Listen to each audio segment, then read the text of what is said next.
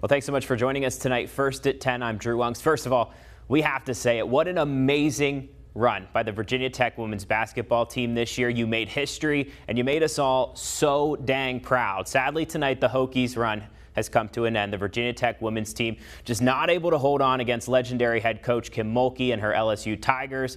The Hokies fell to the Tigers 79-72. Now LSU will go on to face the winner of the South Carolina-Iowa game that's being played right now as we speak. Now we want to go live to Dallas, where WFXR's Kathleen Stone is joined by sports director Jermaine Farrell. Guys, tough night for Hokie Nation, but still so much to be proud of. Really, I mean, it was a fantastic season for the Hokies, the best season for the women's basketball team at Virginia Tech ever. So it was really a tough loss tonight. And Kathleen, when you look at the game overall, Tech went down 9 points in the first half, blazed back at the end of the second quarter. In fact, they took a 2-point lead into the Okay, so anyway, they took a 2-point lead into the locker room at the halftime. Then they went on a big run. They had a 9-point lead heading to the fourth. But LSU, with the pressure and everything that went on right then and there, they jumped on them 29-13 in the fourth quarter. That was the difference. Is the Hokies, they fall. Quarter for sure. Yeah, but when you go down like that in the fourth, it's very hard. As we hear from head coach Kenny Brooks, he talks about his praise for the team as well as what happened in their successful season coming to an end. I'm extremely proud of this group, not only because of what they accomplish on the court, but how they conduct themselves on the court, how they conduct themselves in our community. And this is the best year of basketball that I've ever had in my life. And it's not because of the 31 wins. It's not because of getting to the Final Four. It's because I get to coach these young ladies. And I'm so happy and proud. I love the way they respect the game. I love the way they respect their opponent. I love the way they respect their university. I love the way they respect anybody that they don't know when they come across them. And I'll take that every time. No sacrifices. No sacrifices to get to anywhere. And that's who we are. That's what Virginia Tech is. That's what Virginia Tech will be. And these kids right here represent so well.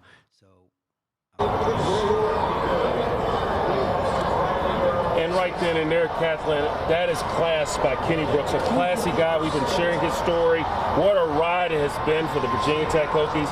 And we wouldn't expect anything less from Coach Brooks, being classy after end of a tough loss tonight. Well, it was very emotional. You know, their bond, the team's bond is like nothing you've ever seen before. I think it was Liz Kitley who said in that press conference later after Coach Brooks, in 50 years, I fully expect for us to come back together for a reunion and still have talked all of these years. That tells you how close they are. And that's the thing. I mean, there was a bond, a connection with this team. And so much history. In fact, Georgia Amore set the record in the NCAA tournament for the most threes.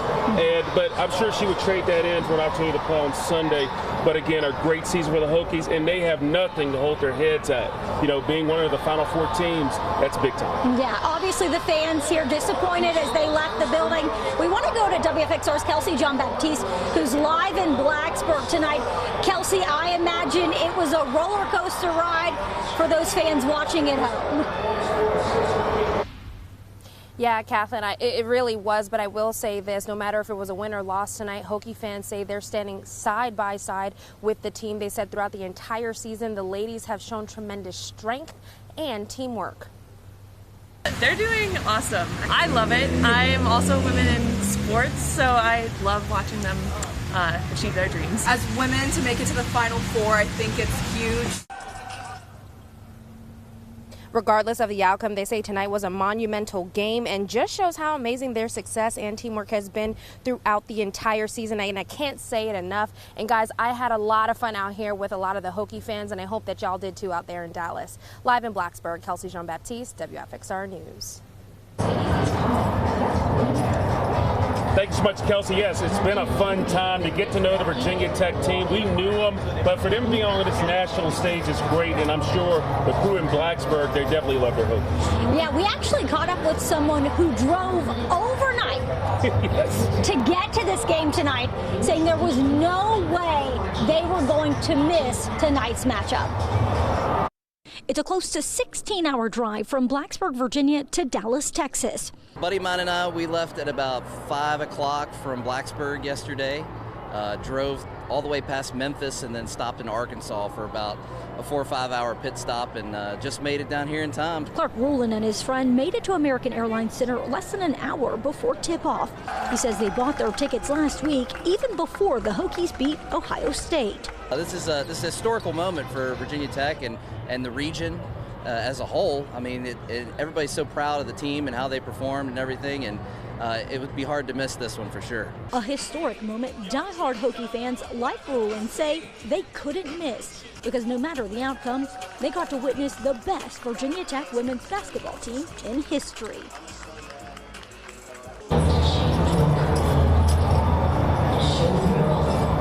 And I tell you what, Kathleen, I mean, Clark, he's a Hokie through and through. During football season, there's not a stadium he hasn't gone to where the football team has gone. So it wasn't a surprise him and his buddy made that 16-hour drive out here to Dallas. Well, and there's no way they're the only ones. When you think of a Hokie fan, you think of a die-hard fan.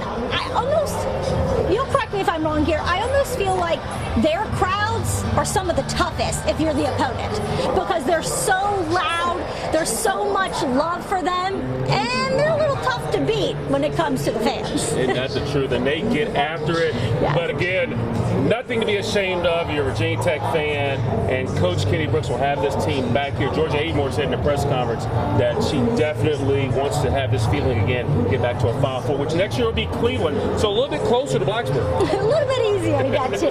Now, of course, Ryan Moy and David de Guzman, they're going to have more on the game, some highlights, some post-game sound as well, coming up a little bit later in sports. So our coverage is not finished. Indeed, and we're going to rock and roll, and we're going to send it back to the Star City. Drew, you got some more good stuff coming your way. Take it away, my friend. Guys, think about this season that they've had. ACC champions, all of the wins, making a historic run to the Final Four.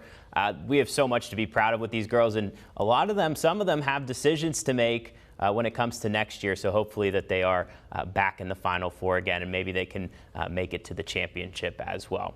Well, in the meantime, if you want to check out any of our coverage thus far of the Virginia Tech women's basketball team first ever trip to the Final Four, you can find it all posted on our website, WFXRTV.com.